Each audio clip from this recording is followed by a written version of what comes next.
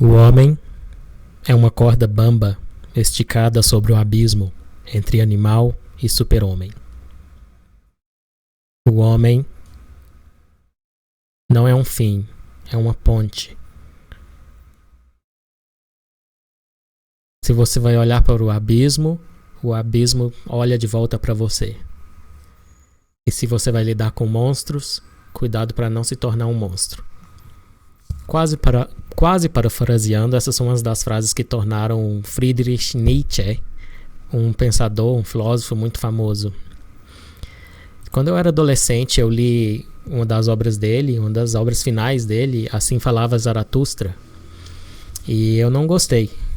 Eu não gostei porque não é uma obra clara, não pretende lidar com problemas filosóficos, pretende dar uma mensagem bombástica, né? Deus está morto. Por que não dizer apenas eu analisei as evidências e concluí que Deus provavelmente não existe? Então não é uma forma, apesar do Nietzsche gostar de ciência e até dar algumas críticas à ciência, ele não procurava ser muito científico, claro e distinto, para usar as palavras do Descartes, ao filosofar, ao pensar e ao publicar os próprios pensamentos. Então, por isso, eu não gostei, na minha adolescência, de ler Assim Falava Zaratustra, e eu fiquei com a impressão ruim do Nietzsche depois disso. E um pouco depois disso, quando eu estava na graduação, eu li a resenha do Bertrand Russell, filósofo inglês, da vida e obra de Nietzsche. E eu também traduzi, eu legendei há 9 anos atrás um vídeo com um áudio de um programa da BBC, em que o próprio Bertrand Russell resume a resenha dele da vida e obra de Nietzsche, e depois o Heidegger também faz isso. Eu vou mostrar só a parte do Bertrand Russell, porque por muito tempo, e ainda hoje, ele foi e ainda é um herói intelectual meu. Eu só discordo dele bastante, até na parte política. Ele chegou a elogiar o ditador do Vietnã na época da Guerra do Vietnã. Enfim, mas o assunto não é Bertrand Russell, é Nietzsche. Eu vou mostrar o que Bertrand Russell disse nesse vídeo que eu legendei, curtinho, para vocês verem também que essa opinião do Russell também me influenciou e ressoou com a minha impressão inicial sobre Nietzsche, que mudou um pouco depois de eu ler essa biografia. E esse vídeo é sobre isso. Então vamos lá ver o Bertrand Russell. Bertrand Russell, one of the 20th century's most prominent English-speaking philosophers, ridicules him and dismisses him with contempt. Nietzsche, though a professor, was a literary rather than an academic philosopher. His general outlook remained very similar to that of Wagner in The Ring. Nietzsche's Superman is very like Siegfried, except that he knows Greek. This may seem odd, but that is not my fault. He condemns Christian love because he thinks it is an outcome of fear. It does not occur to Nietzsche as possible that a man should genuinely feel universal love, obviously because he himself feels almost universal hatred and fear, which he would fain disguise as lordly indifference. His noble man, who is himself in his daydreams, is a being wholly devoid of sympathy, ruthless, cunning, cruel, concerned only with his own power. King Lear, on the verge of madness, says, "I will do such things, what they are yet I know not, but they shall be the terror of the earth." This is Nietzsche's philosophy in a nutshell. Então, foi essa opinião do Russell que me influenciou durante bastante tempo, até agora. E eu acho que ele deixou de fora algumas coisas. Eu acho que ele é muito perspicaz em trazer Wagner à tona. A gente vai discutir um pouco isso. O Wagner foi muito importante. O Richard Wagner, o grande compositor, né, foi muito importante na vida de Nietzsche.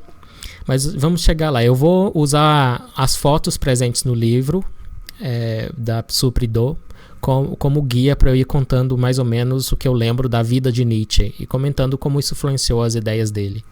Então ele foi treinado na escola, numa escola bem especial, em um internato para meninos. Ele foi treinado em grego e latim, então uma educação bem clássica. E já era uma escola também preocupada com a identidade alemã, mas de uma forma mais saudável do que se tornou mais tarde, né? E até com um abuso da filosofia do Nietzsche, que foi dado no nazismo, ou, na verdade a irmã dele deturpou para os nazistas usarem. Enfim, então ele teve essa educação clássica e ele se tornou filólogo, que é mais ou menos um intérprete de textos antigos, e fez um trabalho tão estelar, bem jovem, que ele foi direto da graduação para uma posição na Universidade de Basel, na Suíça. E lá na Suíça ele renunciou à cidadania alemã, e bem no comecinho, nos primeiros anos dele, ele ficou lá 10 anos como professor. Ele conheceu Wagner, ele já tinha tido um encontro com Wagner antes, porque ele tocava a música de Wagner. E então ele começou essa relação com Wagner e a Cosima, a esposa do Wagner, que foi muito forte para ele. Foi um dos laços emocionais que ele teve mais fortes na vida dele inteira. Mas não vamos passar o carro na frente dos bois. Eu vou lá para o livro e a gente vai usar as fotos como um guia. Então ele é filho de um padre, de um pastor, melhor dizendo, né, protestante na Alemanha, né? Na Alemanha começou o protestantismo, né, com Martinho Lutero. E o pai do Nietzsche, o Karl Ludwig, ele morreu muito jovem, com 35 anos. E na época eles diagnosticaram a causa da morte como uma liquefação do cérebro. Mas era pura especulação, eles não tinham nem instrumento nenhum para ver uma coisa dessa. Mas Nietzsche passou a vida toda com medo de que ele fosse ter algum problema no cérebro também, que ia seguir a maldição do pai. Que foi, infelizmente, o que acabou acontecendo, mas a gente não sabe até hoje o quanto da genética contribuiu para o problema de Nietzsche, né? Todo mundo sabe, presumo, que Nietzsche morreu com um transtorno psiquiátrico fortíssimo. Ele nem era capaz de falar mais. E morreu com cerca de 55 anos. Cerca, porque eu não estou lembrando exatamente a data. Está aí o pai do Nietzsche. Na época que o pai dele estava vivo, ele era muito pequeno ainda, e eles moravam em Brücke, uma cidadezinha, e o pai dele era o pároco, e eles moravam inclusive na casa anexada à igreja. O Nietzsche tinha uma avó uma mulher muito forte, tinha até um conflito com 2 tias e a mãe dele, e quando o pai dele foi ficando cada vez pior, foram as mulheres que dominaram ali ao redor, né, dentro de casa. Temos também a mãe do Nietzsche, a Franziska, que foi quem cuidou dele no fim. A Franziska é descrita como pouco inteligente pelos médicos na época que Nietzsche foi internado, pelos psiquiatras da época. Ela, não apesar, né, porque não tem nada a ver, mas ela era uma pessoa mais ética que a irmã dele. A irmã dele... bem, vamos chegar na irmã dele depois. Aí tá o Nietzsche, uma foto da crisma dele, ou confirmação, né, que eu acho que é o termo mais comum entre os protestantes.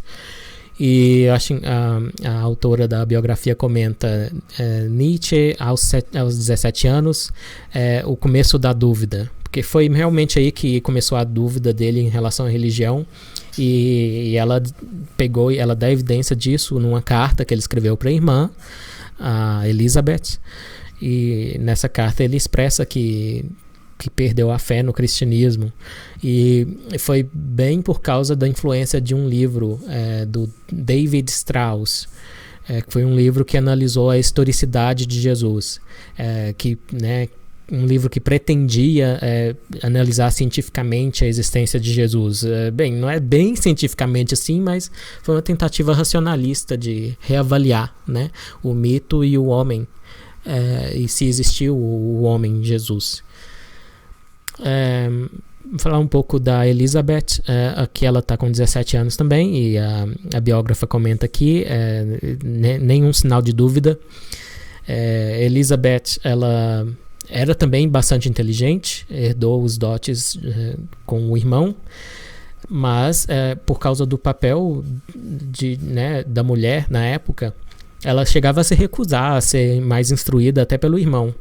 Então ele tratava as mulheres geralmente em pé de igualdade, tanto que a maior, a gente vai chegar nela, a maior discípula dele, que ele considerou como tal, era uma mulher.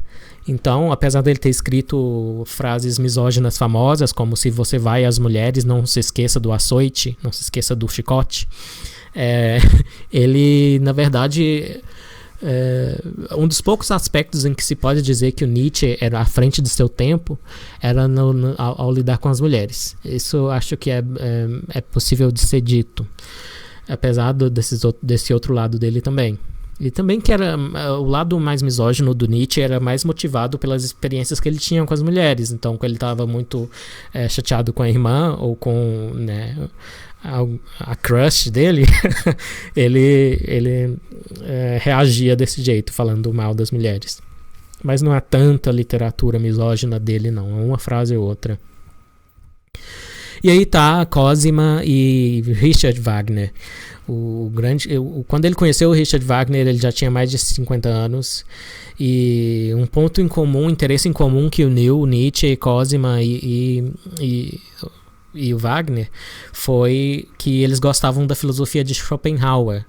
E Schopenhauer divide o mundo assim, metafisicamente entre a vontade, o Will, né, em alemão, e eu esqueci a outra parte, mas é uma dicotomia entre como se fosse espírito e corpo. E o primeiro livro do Nietzsche, ele usa bastante a filosofia de Schopenhauer, e ele meio que reforma essa dicotomia do Schopenhauer sobre o mundo, a vida, como viver, entre dionisíaco, o que vem do deus Dioniso. Aí você vê bem a influência da formação clássica dele. Ele entendia bastante de mitologia e cultura grega, da Grécia clássica. Então ele dividia entre o dionisíaco, que era a parte artística, a parte emocional, criativa, e o apolônio, a parte que se refere ao deus Apolo. Então, que é mais, também é criativo, mas é mais racional, é mais meticuloso, digamos assim. Então, esse primeiro livro do Nietzsche é bem diferente de tudo que ele fez mais tarde, e é o livro em que ele mais estava sob influência do Wagner e da Cosima. O Wagner, ele passou 30 anos escrevendo O Anel do Nibelungo, e não é só uma ópera, são 4 óperas, e eu acho que uma delas leva tipo 48 horas, então se for ouvir tudo, é muito, muito tempo investido. E a ideia do Wagner, ele conta a história de deuses, né? Os personagens são deuses, deuses nórdicos, deuses germânicos, né? Como Odin, Wotan, etc. Wotan, se quiser. E quando termina a história, ela volta ao começo. Então é um círculo. Por isso o anel, né? Isso foi muito importante, até inconscientemente, para algumas coisas que o Nietzsche propôs na filosofia dele mais tarde, no pensamento dele. Aí tá Cosima de novo. Aqui são 1880. As legendas estão vindo depois, mas 1875 e a autora, quando o Nietzsche estava meio que adorando os dois. Era quase um triângulo amoroso, mas bem, não há evidência de que houve envolvimento romântico, sexual entre a Cosima e o Nietzsche. E o Wagner era super galinha, e a Cosima... Na verdade, a relação entre Cosima e Wagner já era um pecado para a época, porque ela tinha casado com outro homem antes, e ela estava em processo de divórcio, inclusive, enquanto vivia com Wagner e tinha filhos com ele. Então ela teve, eu não vou lembrar o número, acho que foram 4 meninas, 2 do Wagner, 2 do marido anterior, mas até a biógrafa diz que é provável até que todas sejam do Wagner, todas as filhas sejam do Wagner. Teve um menino também que Wagner, é claro, botou o nome de Siegfried, né, que é o herói da ópera, do Anel do Nibelungo. E o marido da Cosima, antes do Wagner, tem evidências de que era gay. Então era um casamento meio de fachada, ou como os franceses na época diziam, um casamento branco. A Cosima ela é filha do Liszt, inclusive, um grande compositor. Aliás, dizem que Wagner na verdade não inventou muita coisa. Tudo que ele fez, pelo menos em espírito, assim como inovação criativa, o Liszt já tinha feito antes. E a Cosima, ela é bem parecida com o Liszt, esse narigão, essas feições dela, aquela de perfil, né? É bem parecida com o pai, é alta também para uma mulher da época. E uma mulher muito forte. O Wagner morreu e ela ficou cuidando da casa deles lá, que até hoje tem uma peregrinação de pessoas que gostam da arte de Wagner na cidade de Bayreuth, na Alemanha. E ela por muito tempo foi a patrona que cuidou daquilo ali depois que Wagner morreu. E aí antes dessa casa que eu mencionei, em Bayreuth, essa era a casa do Wagner, Tribschen.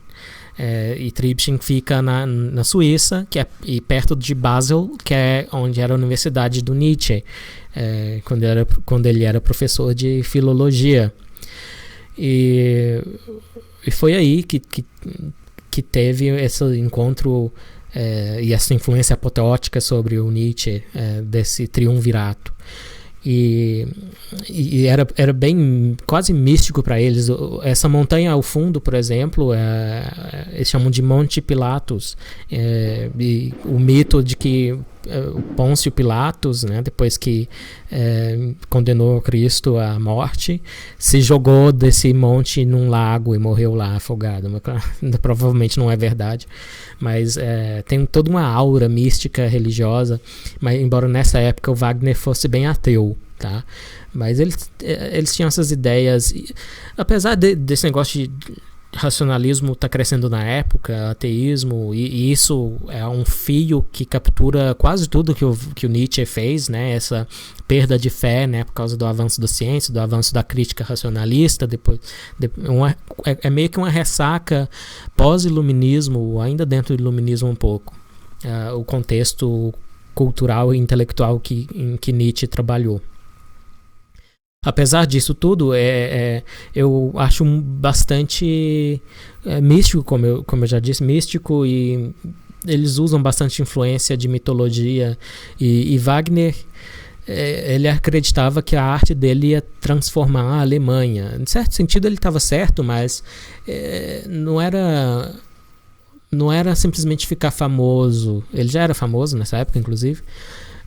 Mas era uma transformação quase espiritual dos alemães, e na época estava muito na moda para eles falar que a Alemanha estava em decadência. Esse tema da decadência é muito constante na vida dos alemães do século XIX até o século XX, né? Tanto que tem a famosa exposição de arte degenerada que os nazistas fizeram.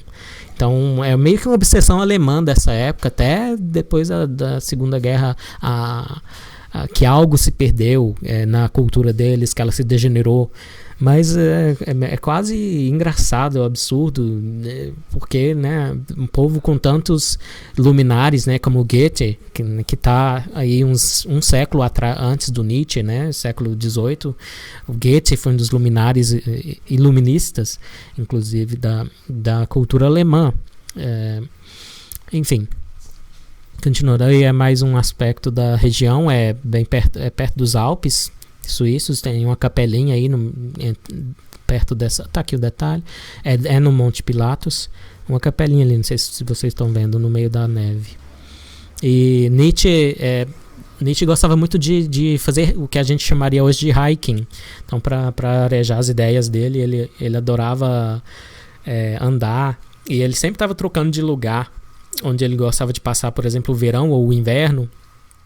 Ele era meio hipocondríaco, até por causa desse problema dele, misterioso, e ele sofria muito e tinha náuseas, e ele sempre estava um nômade, tentando achar um lugar onde ele se sentisse bem para pensar e escrever.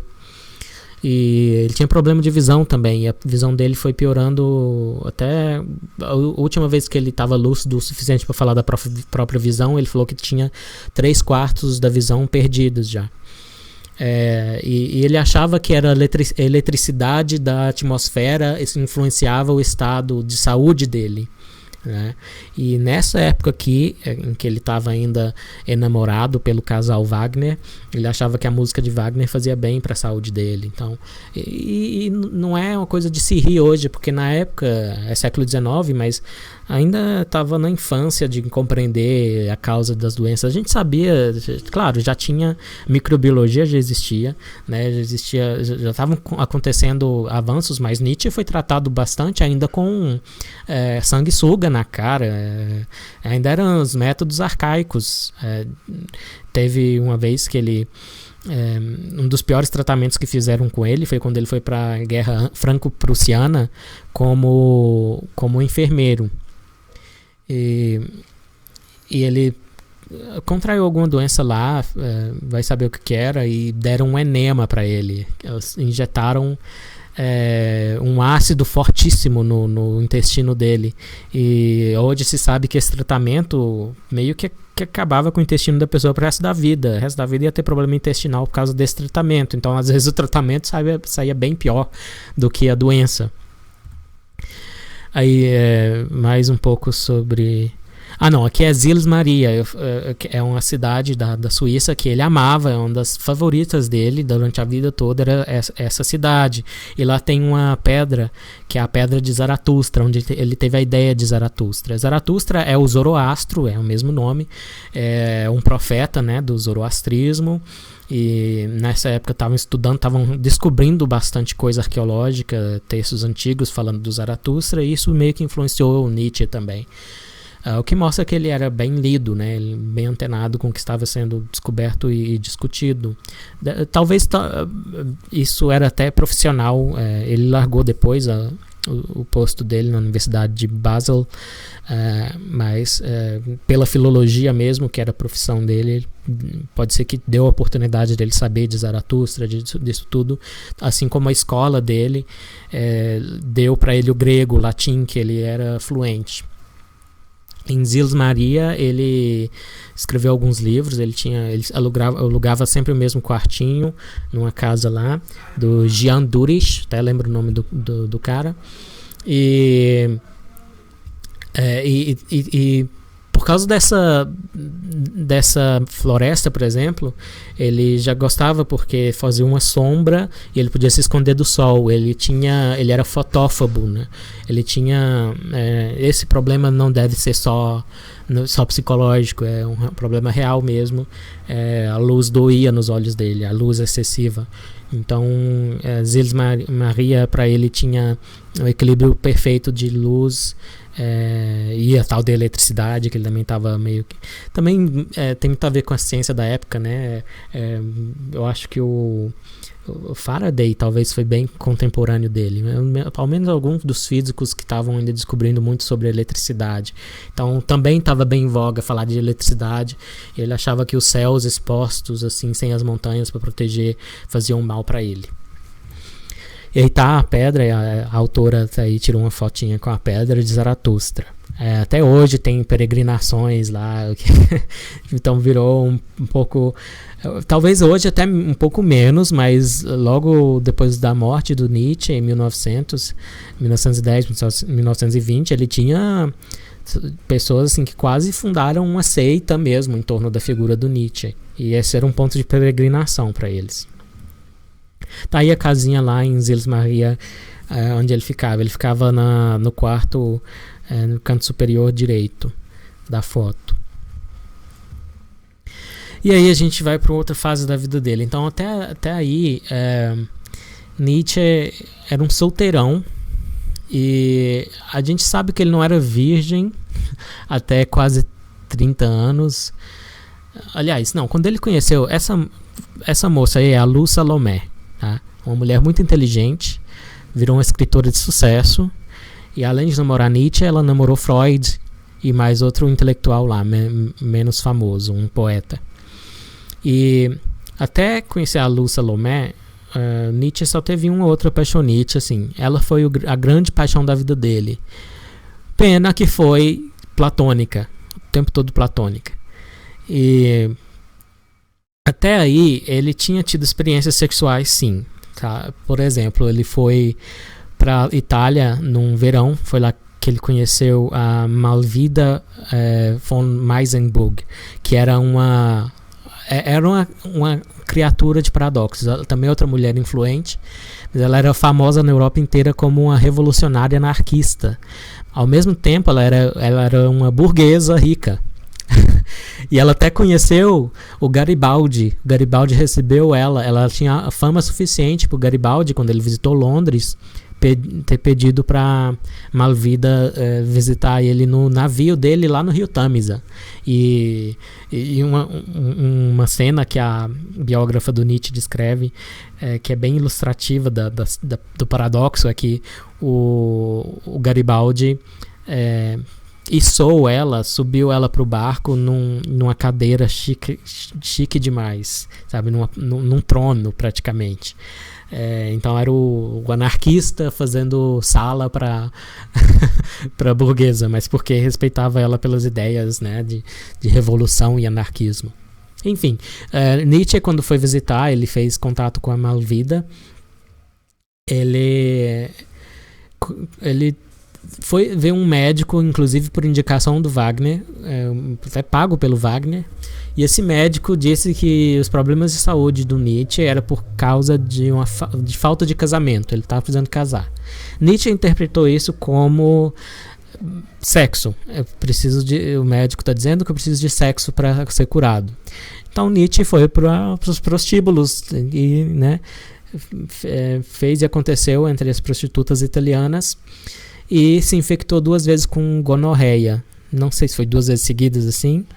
Teve um episódio anterior, quando ele era adolescente, ou um jovenzinho, 20 e poucos, em que ele visitou um bordel, e a única coisa que ele fez, diz ele, foi tocar o piano furiosamente no bordel. Ele tocava o piano bem, e o Nietzsche também sempre quis ter alguma obra musical reconhecida, ele escrever partituras, e ele até mandava na cara dura para os melhores, para o próprio Wagner e para um maestro que é esse ex-marido da Cosima, na esperança de que elogiassem ele pela obra musical, mas eles achavam péssimo, coitado. Enfim, então o Nietzsche teve essas experiências sexuais, e aqui eu já vou falar da questão da sífilis, que muita gente acha que foi a sífilis que matou Nietzsche. Não. Ele fala que foi infectado 2 vezes. É isso que ele fala para os últimos médicos lá que cuidaram dele antes dele ir morar com a mãe, né, e depois com a irmã, quando ele enlouqueceu, digamos assim. E ele diz: eu fui infectado 2 vezes, mas o que ele queria dizer é que ele tinha se infectado com gonorreia 2 vezes, não com sífilis. Talvez ele nem soubesse a diferença, né? Então a gente sabe que a sífilis, ela eventualmente ataca o sistema nervoso central e leva a vários sintomas psiquiátricos, né, mentais, neurais, neurológicos, mas outros sintomas de sífilis avançadas Nietzsche nunca teve. Por exemplo, é comum que o nariz se achate numa fase bem profunda da doença, e Nietzsche não teve isso. Então essa biógrafa fez um bom trabalho em coletar evidência aqui e ali para mostrar que não, essa tese super popular de que Nietzsche sofreu de sífilis e enlouqueceu pela sífilis não é verdadeira. Não é verdadeira. Inclusive, a clínica que diagnosticou a sífilis nele, que é lá de Basel, depois se descobriu que ela errou vários diagnósticos de sífilis. Esquizofrênicos dessa clínica eram diagnosticados como tendo paralisia sifilítica, e não era verdade.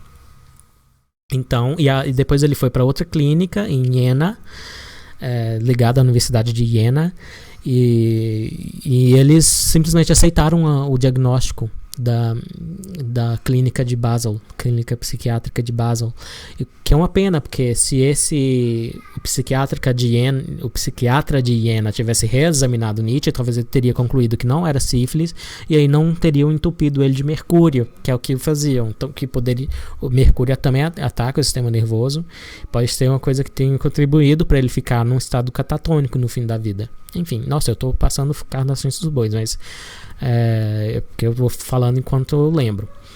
E aí tá a Lu Salomé. Essa foto foi polemicíssima, ela foi mostrada lá em Bayreuth, na cidade né, onde o Wagner se estabeleceu no fim da vida, e onde ele concluiu, né, a apresentação do Anel do Nibelungo. Virou uma polêmica na alta sociedade alemã, essa foto, mas hoje é só uma piada, né? A gente postaria isso no Instagram, ninguém nem daria atenção. Tá aí a Lu Salomé no carro, sendo puxada de brincadeira pelo Nietzsche, e na frente do Nietzsche tá o Paul Rey. O Paul Rey era um materialista, então ele influenciou um pouco Nietzsche nesse sentido, mas uma grande influência que ele teve sobre Nietzsche também é que veio dele a ideia dos aforismos. E o Nietzsche é bem famoso pelos aforismos, né, que eu falei alguns que eu lembrei no começo do vídeo. E a relação dos três, assim, o Nietzsche propôs casamento para Lu mais de uma vez, 2 vezes ou mais, e ela nunca aceitou. Ela falou que ela era um espírito livre, e ele também se sentia assim, e tanto que ele disse que ele aceitaria um casamento, digamos, profano, que envolvesse os três. Também foi um escândalo para quem soube, né? Também não foi uma coisa sabida por todos, mas na família do Nietzsche, quando descobriram isso, a mãe fez um escarcéu, a irmã também. Mas até onde a gente sabe, ou onde essa biógrafa investigou, e ela investigou bastante aprofundadamente, Nietzsche era apenas platônico. Se ele deu um beijo nela, a gente nem sabe se ele deu um beijo nela. Eles foram uma vez para um monte sagrado, um nome assim, na Itália. É um monte que ainda existe. Esse monte, lá pelo século XVI, a igreja botou como um ponto de peregrinação para substituir a Jerusalém, que tinha sido tomada pelos muçulmanos. Então, em vez dos cristãos poderem ir ao Oriente Médio, eles iam até a Itália, e então a igreja estabeleceu que esse monte servia para peregrinação. E os dois subiram sozinhos lá nesse monte. Nietzsche voltou com ela super sorridente e contente, até que o Paul Rey deu um ataque de ciúmes por isso. Mas a Lu Salomé, na biografia dela, na autobiografia dela, diz que não lembra se beijou ele ou não. Enfim. Essa é outra história, e essa foto conta a história. Vamos para a irmã dele, que eu acho que eu não falei o suficiente da Elisabeth. A Elisabeth Nietzsche, eu já falei que ela era inteligente, mas apesar disso era anti-intelectual, né? E ela se manteve assim até o fim da vida. E ela estava ficando velha demais para os padrões da época, né? Para ser solteirona. Então, quando ela estava lá nos 30 e tantos, 38, 39, ela estava se correspondendo bastante com um cara chamado Fürsterhoff. E tem uma foto dele, eu acho. Não tem foto dele aqui. O Fürsterhoff era um nazista à frente do seu tempo. Ele era um pré-nazista. Ele dedicava a vida ao antissemitismo. Tanto que uma das sociedades que ele participava era a sociedade antissemita. Eles não tinham nem pretexto. A gente existe para ser contra os judeus mesmo. Então, claro que o que aconteceu nos anos 40 na Alemanha, 30, 40, não veio do nada. Então tá aí, década de 1880, 1870,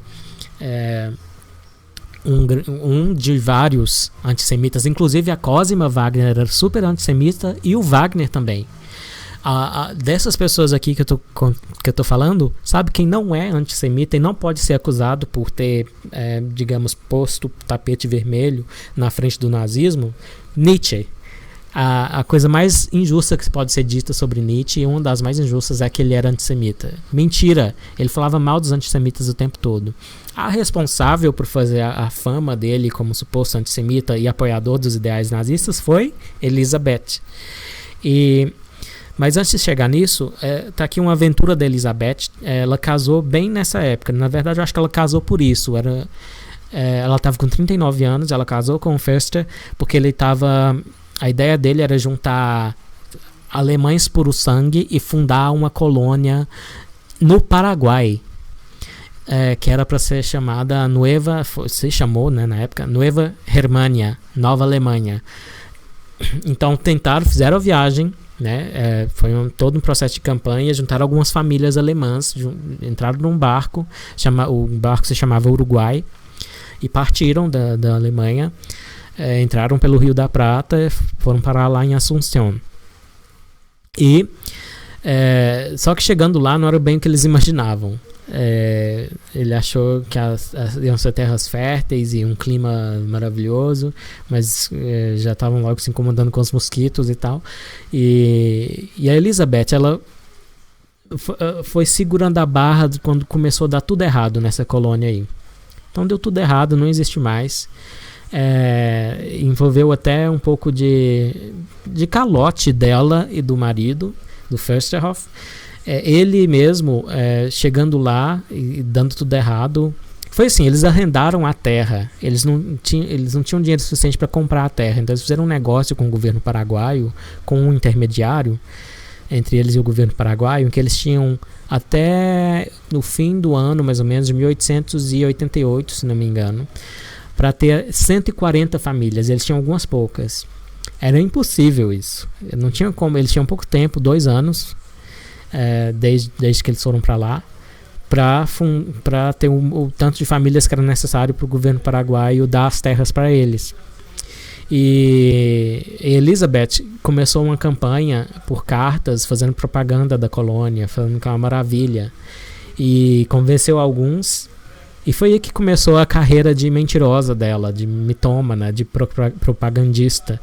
E um dos colonos que foi convencido pelas cartas dela, pela propaganda dela, viu que não era nada daquilo. Ele reclamou de solidão, que eles tinham uns 3 quilômetros entre uma fazenda e outra, entre uma casa e outra dos colonos.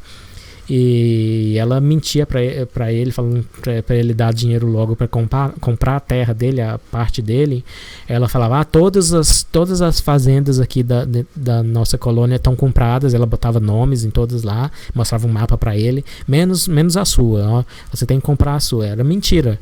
Então ela era uma safada mesmo, uma desonesta, Elizabeth.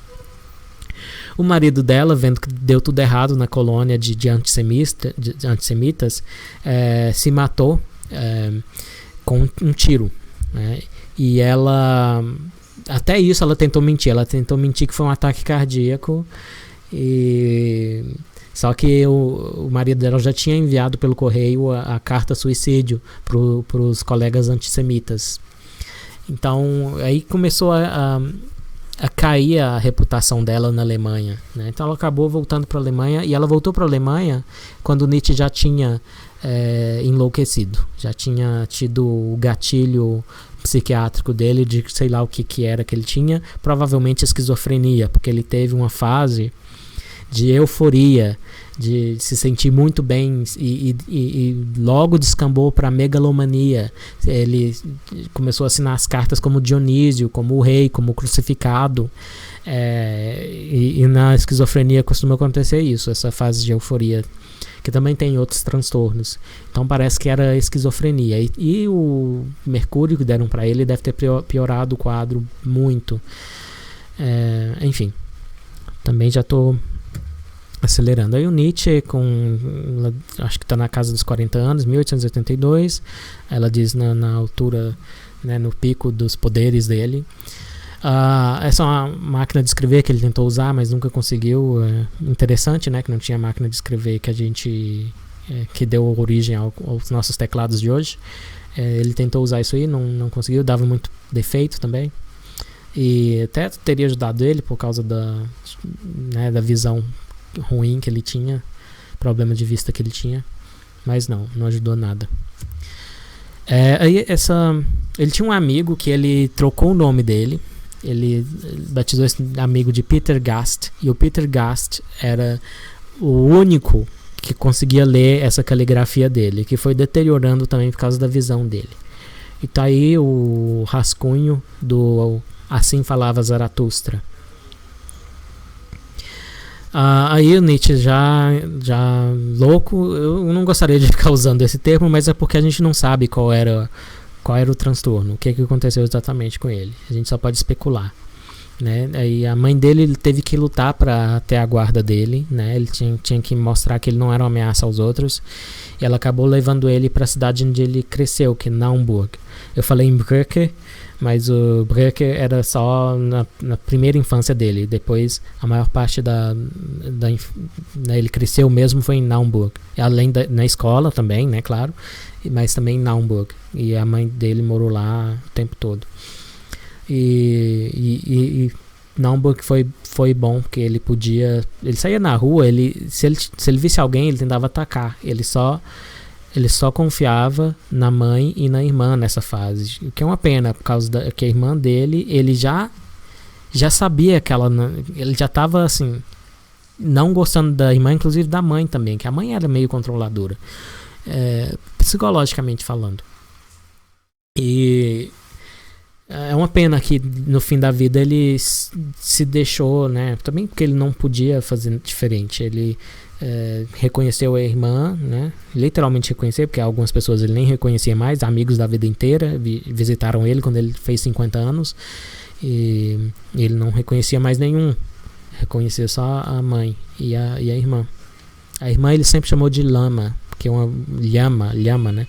Porque ele leu uma vez que o lhama é muito teimoso, e que se você tentar forçar ele a fazer alguma coisa, ele cospe na sua cara. Então o que meio que se aplica à irmã dele. Aí tá ele junto com a irmã, já bem avançada. Ela botava uns hobbies brancos nele, e ela aproveitou os contatos. Ele foi atingindo fama mesmo só depois de ter perdido a cabeça, digamos assim. Ele pelo menos teve um gostinho da fama dele pelos livros, porque teve um palestrante, o Brandes, que na Universidade Escandinava deu uma palestra sobre Nietzsche, e todo mundo achou bem interessante. Então algumas pessoas, e o Brandes era super bem conectado, bem conectado com famosíssimos romancistas franceses da Europa inteira. E então ele teve um pouquinho do gosto da fama, mas não muito. E a maior parte do dinheiro que foi ganhado com a venda dos livros dele foi a irmã que pegou. Tanto que a autobiografia dele, a Ecce Homo, só foi publicada pela irmã. E ela era bem assim, ela pegava trechinhos do Ecce Homo. O Ecce Homo falava mal dela e da mãe dele também. Ela pegava só os trechinhos que interessavam a ela, e ela publicava um artigo de jornal, botava um trechinho lá, ou publicava um livro próprio dela, uma biografia, por exemplo, que ela escreveu do irmão, e botava um trechinho lá como...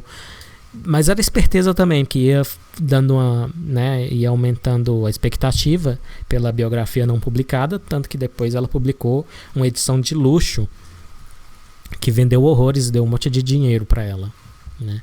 E nessa fase tardia aqui da vida dele, ela levou ele para uma casa que era o Arquivo Nietzsche, uma mansão lá, comprada com dinheiro de uma amiga dele, que ele via em Sils Maria, aquela cidade suíça, nesses verões que ele passava lá, pensando e escrevendo.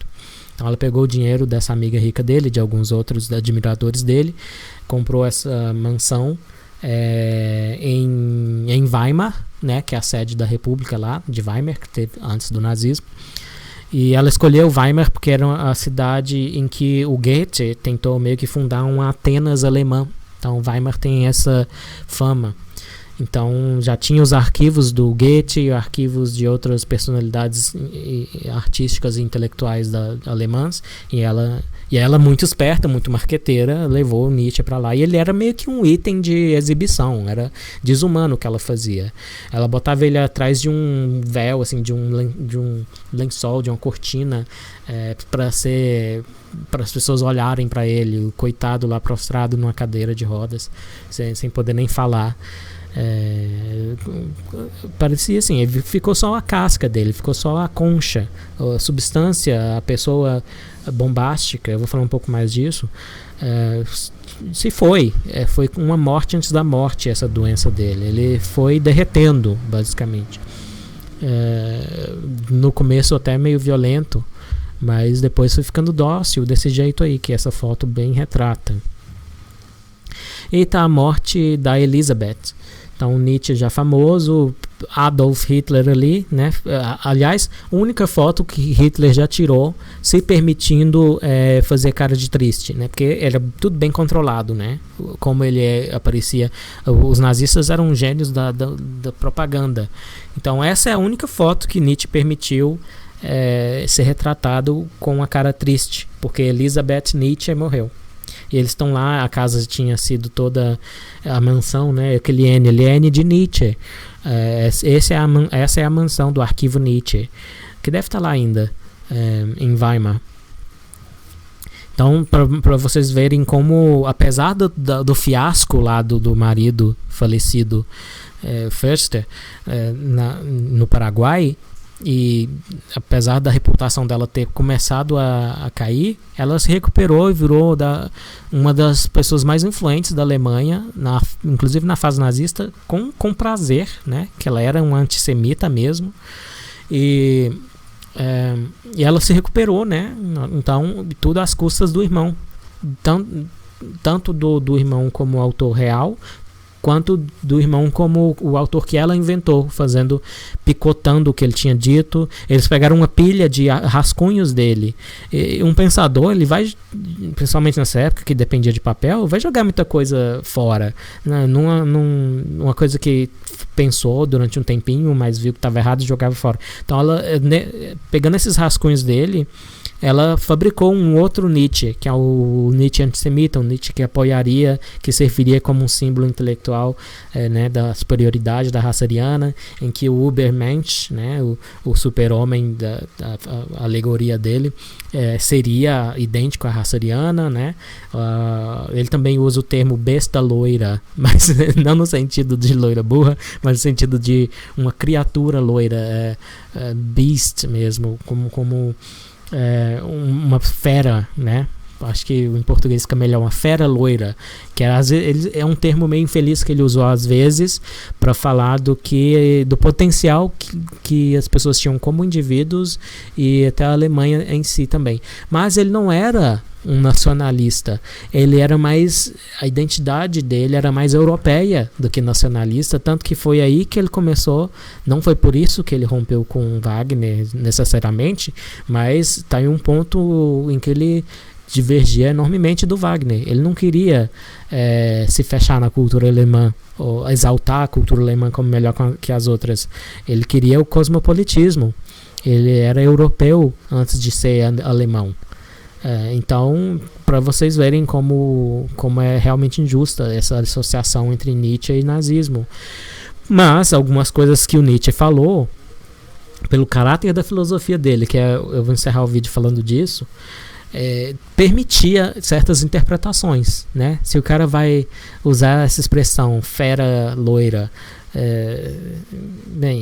parece ter conotações raciais, mas Nietzsche não pensava racialmente, tanto que até alguns alemães mais intelectualizados, alguns nazistas mais intelectualizados, até faziam insinuações sarcásticas sobre Nietzsche ter virado um símbolo, porque não era para eles, claramente não era para eles. Então eles sabiam que era uma fabricação da Elisabeth, porque lendo as outras obras, ela nunca entendeu, para começar. Lendo as outras obras dele, você achar pistas aqui e ali de que ele não ia concordar com essas coisas, mas ela mesma, a Elisabeth, nunca entendeu a filosofia do irmão. ela inclusive contratou um cara, um arquivista, para o posto de arquivista, né, do arquivo Nietzsche, e ela também pagava ele para ensinar a filosofia do Friedrich para ela, e ela não entendeu nada. Não entendeu nada. Assim, talvez não seja culpa dela, porque não é claro e distinto, como eu falei no começo. E tá aí a máscara mortuária do Nietzsche. A da esquerda foi feita pelo Harry Kessler, que merece uma notinha, merece um comentário. O Harry Kessler, o Nietzsche não chegou a ter um contato com ele, porque quando o Kessler se aproximou do Nietzsche, ele já tinha ido embora, né, dentro da cabeça. E o Kessler, ele era parte do conselho ali que cuidava do arquivo Nietzsche. E quando o arquivo Nietzsche foi tomado de nazistas por todos os lados, para a felicidade, né, não tomado literalmente, a Elisabeth estava felicíssima em enfiar nazista em todos os cargos possíveis ali. O Kessler denunciou isso, não gostou disso, sabia que não tinha nada a ver com Nietzsche. E o Kessler, nessa época, já estava tendo lá no arquivo Nietzsche muitos desses peregrinos, né, tratando Nietzsche como um profeta, e ele odiava isso. O Nietzsche falou com todas as letras: não quero ser santo, eu prefiro ser um bufão. Foi as palavras dele. E o Kessler, enquanto os outros viam ali uma figura enigmática, profética, quase santa, o Kessler via o que eu falei, uma casca. O Nietzsche já tinha ido embora, o que tinha sobrado dele era uma casca. Kessler escreveu isso. E o Kessler, ele é uma joia da República de Weimar. Ele tinha um fundo de nobreza, ele era descendente de pessoas importantes, mas ele era também um cosmopolita, como Nietzsche, né? E ele é da primeira geração de Nietzscheanos, né? Ele era estudante de graduação quando ele começou a ler Nietzsche, virou fã do Nietzsche, e ele dizia que já quando ele terminou o curso, quando ele já era um jovem adulto, era difícil achar qualquer jovem com uma educação né, aceitável, alguma coisa assim que ele disse, que não conhecesse o Nietzsche. Então o Nietzsche já estava famoso quando o Kessler conheceu ele pessoalmente. Mas se alguém quisesse, mas eu estou falando do Kessler tanto porque como um exemplo de esperança, né, num dos momentos mais sombrios da Alemanha, o Kessler era das pessoas que tinham esse pensamento bem além do nacionalismo, do ultranacionalismo, né? Desse nacionalismo exagerado que era o nacional-socialismo, nazismo, né? Então eu recomendo saber alguma coisa de Harry Kessler. E sobre a máscara mortuária, a da esquerda é a real. Aqui, eles têm esse hábito, né? É uma tradição que eu não sei se ainda existe, mas a pessoa está morta, você bota uma resina para fixar e virar uma máscara mortuária para você se lembrar do rosto da pessoa, que até assim é meio mórbido, mas também é uma boa ideia, porque, né, todo mundo que já perdeu um ente querido fala: eu mal me lembro da face, né? É uma coisa triste quando a face começa a se esvair da memória. Hoje em dia a gente tem fotos também, né? E a máscara da direita foi o que? A reconstrução publicitária que a Elisabeth fez, claro, né? Então, ela não fez ali o bigode amassado pela resina, nem nada disso. Ela refez a testa para ficar uma testa respeitável de um cérebro grande, de um gênio. Também deixou o cabelo mais volumoso. O Nietzsche já estava com um pouco de calvície ali, já estava meio ralo. Também deixou a sobrancelha mais rechonchuda. Então, para vocês verem como a Elisabeth era um espírito propagandístico. Acho que essas são as fotos que tinha. Agora eu vou fazer alguns comentários sobre o pensamento do Nietzsche. Qual é, então, depois de ler sobre a vida dele, eu fui dando algumas, né, amostras aqui e ali de como foi a vida de Nietzsche. Eu acho que o Bertrand Russell deixou de fora essa parte boa, né? talvez por motivos legítimos, né? Porque o Bertrand Russell é realmente um filósofo digno do nome. O Bertrand Russell, ele ajudou a refundar a filosofia como um empreendimento que lida com problemas filosóficos, problemas conceituais. Não é uma inovação, é voltar até as origens, porque o que os grandes filósofos da antiguidade, Sócrates, Aristóteles, faziam era isso. E essa corrente filosófica, não é bem uma corrente, né? Mas, digamos, essa tradição da filosofia voltar às origens de progresso cognitivo, digamos assim, de resolver problemas, ou tentar pelo menos delimitar quais são os problemas, como o Popper gostava de falar, é o que a gente chama de filosofia analítica, que é a que eu mais respeito hoje, como uma pessoa que aprecia ler filosofia, né, só um diletante, só, né, um amador, mas que eu busco ler para compreender coisas e pensar melhor, aprofundadamente sobre problemas filosóficos, é a filosofia analítica. Eu não vou atrás de Nietzsche para pensar nos problemas filosóficos, porque tudo que ele vai fazer é me deixar confuso, ou dar uma pista aqui ou ali. A biógrafa tenta justificar esse comportamento como, ele quis ser o filósofo do talvez. Ele não quis te dar respostas, ele quis só levantar perguntas. Mas até isso é vago demais. É um desperdício até de uma inteligência inegável como a que ele tem. E inegável porque eu não estou dizendo que não vale a pena ler Nietzsche para nada. Eu estou dizendo não vale a pena ler Nietzsche se o seu propósito é saber filosofia, tá? Se o seu propósito é pensar em problemas filosóficos, ver algumas tentativas de solução ou comparação de respostas que já foram dadas, tá? Mas o Nietzsche era uma pessoa inegavelmente inteligente, e o melhor dele são observações sobre a psicologia das pessoas. Claro que há um fundo de verdade no que ele diz sobre a moralidade de escravo do cristianismo, né? Mas eu, que sou ateu também, eu não busco no Nietzsche justificação pro ateísmo. Porque tudo que eu achei no Nietzsche, até quando eu fui buscar isso na adolescência, quando eu me preocupava mais com o ateísmo, agora eu acho um assunto que já meio que resolveu na minha cabeça. Eu posso voltar a ler, mas só para saber quais são os argumentos exatamente, tanto de um lado quanto de outro, defendendo que Deus existe, que Deus não existe, ou alguma coisa no meio. Então eu vou buscar na filosofia analítica também, isso aí. Mas o Nietzsche, o que ele vai fazer? O que ele fez para mim como na minha adolescência. Ele me põe uma história de um sábio da montanha, Zaratustra, que resolve descer da montanha. Aí tem um monte de simbolismo. Tem a águia, tem a cobra, cada um simboliza uma coisa. Aí ele desce para a vila e as pessoas são ignorantes, não sabem que Deus morreu, blá blá blá. Eu sempre achei... não é um desdém, eu só não acho que me oferece pensamento cognitivamente interessante. Quando eu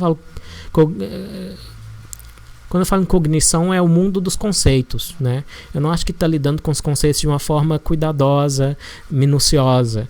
Está usando mais os conceitos de uma forma vaga, com alusões, com a vagueza ali não é um problema a ser eliminado. A vagueza é exaltada, é bom o Nietzsche gosta de ser vago, entendeu? Isso não é uma atitude de um filósofo. Oferecer dúvida dúvida, sim, no sentido de ceticismo, claro que é bem-vinda, mas oferecer vagueza, alusões, você preenche aí, esse negócio de você preenche aí o significado, isso é uma propriedade mais da poesia, da arte, né? Que é um recurso estético ótimo, inclusive. Nietzsche é um ótimo escritor, e nisso o Bertrand Russell tem razão. O que o Russell disse? Que o Nietzsche era um filósofo mais literário do que acadêmico. E quando ele fala acadêmico, né, hoje em dia não precisa ser acadêmico, ele queria dizer analítico. Talvez nem tinha o termo ainda na conotação de hoje. Então o Bertrand Russell tem razão sobre muitas das críticas que ele fez ali. Eu gosto da evocação do Wagner, né? Já mostrei, discuti um pouco por que o Wagner é tão importante nessa história.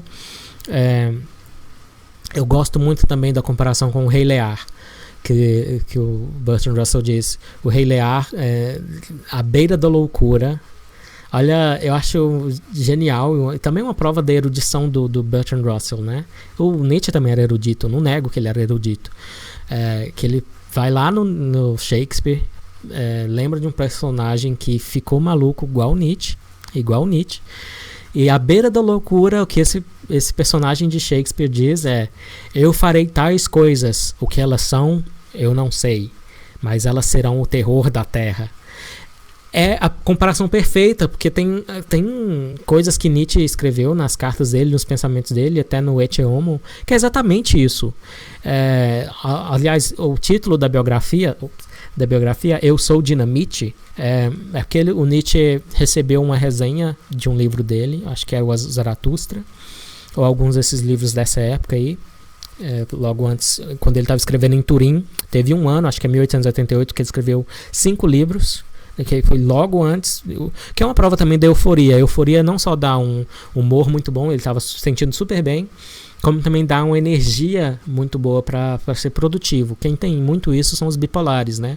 A bipolaridade, os dois polos são depressão e euforia, ou hipomania, como também chamam.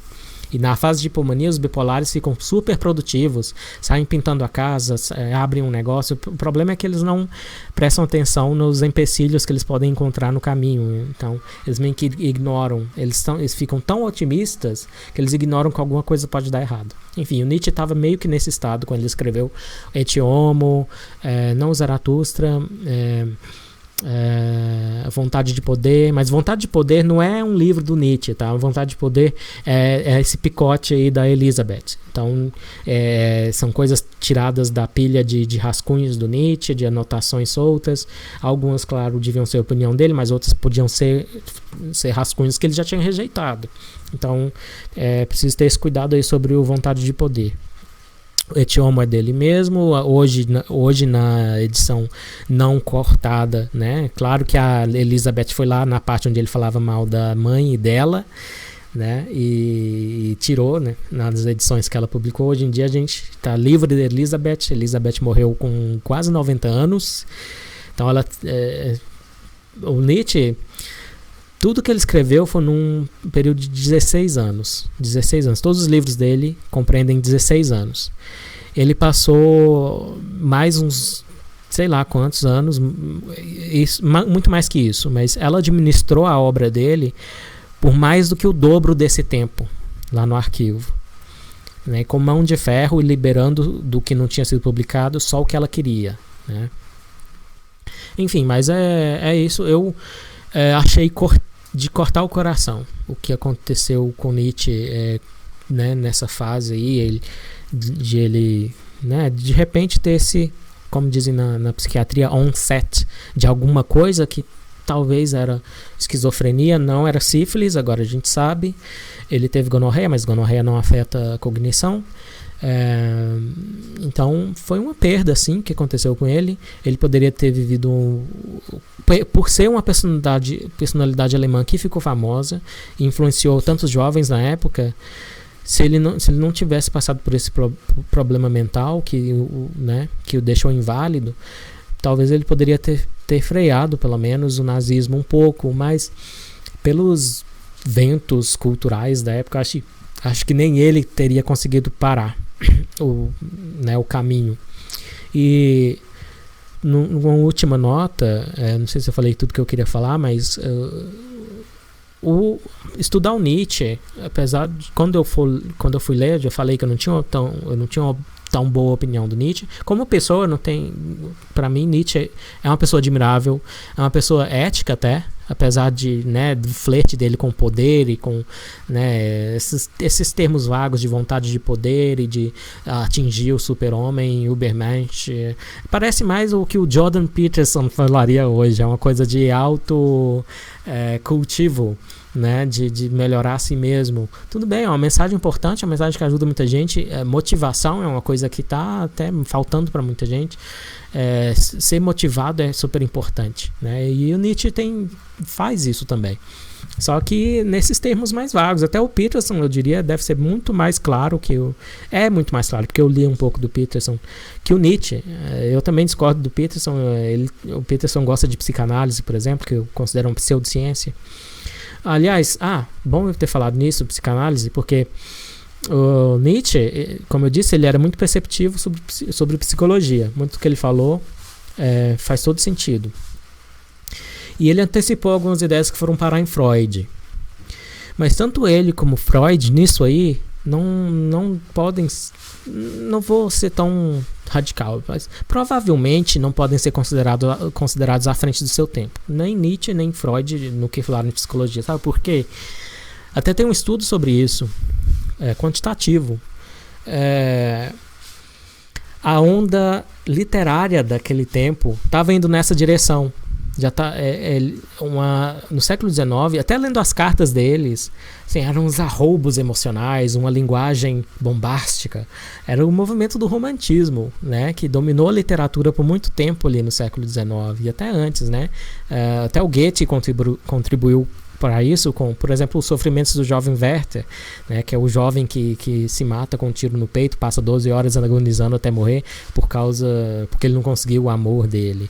E isso gerou até uma onda de suicídios na Europa. Enfim, tô indo longe demais.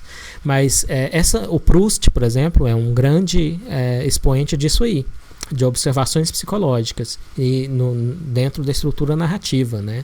Então, falando da introspecção das pessoas, falando de tendências inconscientes, coisas que as pessoas fazem sem nem perceber, ou que elas atitudes e crenças, né, que elas têm sem nem perceber. Então, o inconsciente, o subconsciente, essas ideias todas que o Freud aproveitou já estavam na literatura. Então, o Freud, ele foi a culminação, nem diria culminação, ele pegou uma amostra disso tudo e meio que formalizou numa linguagem mais científica. Mas assim, qualquer cientista de hoje vai falar, ele tinha uma amostra pequena demais, ele pegou alguns poucos pacientes e né, extrapolou dali coisa demais de poucos pacientes. Nenhum cientista hoje faria uma coisa dessas. Enfim, não também para falar que o Nietzsche não tinha nada, mas eu não vou falar do Nietzsche, eu não li a biografia do Nietzsche, eu li a biografia do Freud. Eu não li a do Freud, eu li a do Nietzsche, e o Nietzsche, então, tem esse lado sim, de inteligência, de observação psicológica das pessoas. Recomendo, portanto, a biografia de Nietzsche, principalmente para os psicólogos, para as pessoas interessadas em psicologia, e para as pessoas que gostam da arte literária, porque nisso ele é muito bom, nas duas coisas. Conta todo o resto dos temas filosóficos. Ele pode ser útil em você ver por que ele estava errado, basicamente. Já vi, por exemplo, uma discussão de lógica, mostrando como Nietzsche era contraditório. Ele não tinha problema em ser contraditório também, não. Ele era o filósofo do talvez, né? Ele era o bufão, é o que ele próprio dizia. Então, olhando onde ele errou, né, como uma pessoa inteligente que ele era, tentando pensar em temas filosóficos, mas meio que falhando nisso, mas vendo como ele errou, né, vários autores, tem eu não vou lembrar agora, mas tem um blogueiro e filósofo, um dos blogs mais famosos na filosofia, que tem um artigo sobre Nietzsche muito esclarecedor, e geralmente comentando onde ele errou mesmo, sabe? Então, como filósofo, Nietzsche não está a par do que a gente já tem hoje, né?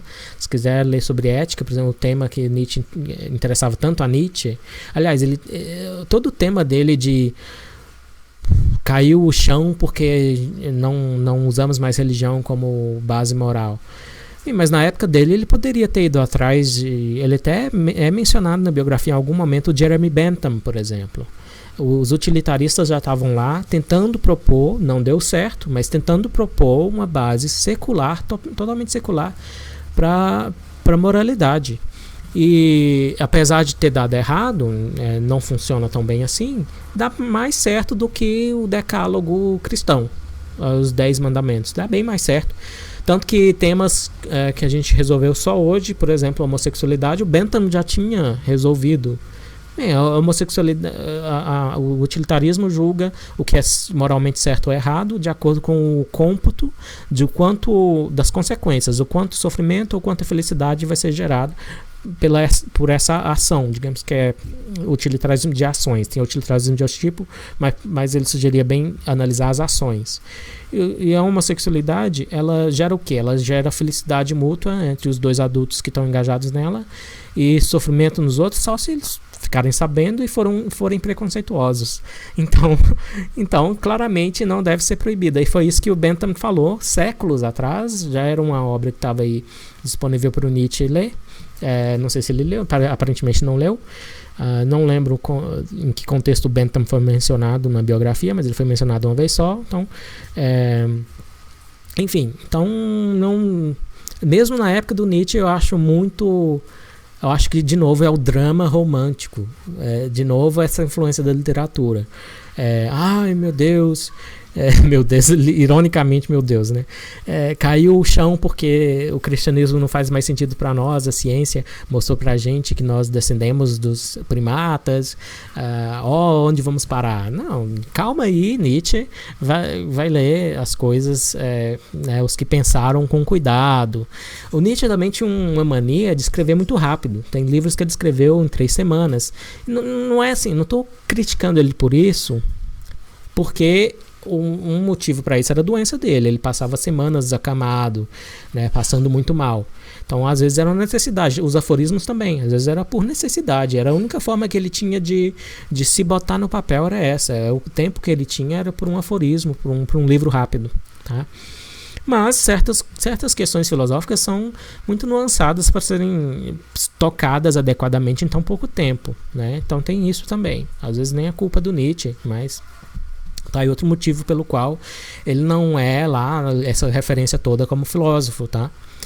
Então, gente, é isso. Espero que tenham gostado. Essa é a minha resenha com, né, um pouco de bagagem de outros cantos que eu fui pegando.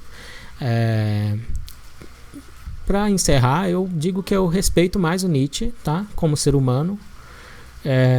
Não acho que a influência dele foi só negativa, embora tenha sido tanto aproveitada por vagueza dele próprio, porque era um pensamento vago, com esses termos como fera, loira, poderia sim ser interpretado de um modo nazista ou racista, tá? Mas em grande parte não era a intenção dele, eu acho que nem em grande parte não era mesmo a intenção dele, que ele falava mal dos antissemitas. Era uma pessoa ética, era uma pessoa amável, né? Todos que conheciam Nietzsche, eu me identifiquei um pouco com isso dele também, porque as pessoas acham que eu sou muito ácido, muito polêmico na internet, mas quando me conhecem pessoalmente me consideram uma pessoa agradável até, educada, doce. Eu digo agridoce. E o Nietzsche também, muitos relatos dos amigos, até conhecidos e pessoas que receberam ele em hotéis, dizendo, nossa, como é educado, como é amável o professor Nietzsche. Então, é uma pessoa que não merece a minha antipatia, era uma pessoa que não merece a sua antipatia também. Mas tem que ser tratado criticamente como qualquer um, como eu, como você, enfim. Espero que tenham gostado. Até a próxima. Tá escuro, tá? Mas eu gostei desse ambiente mais sinistro. Acho que tem um pouco a ver, né? Um abraço, até a próxima.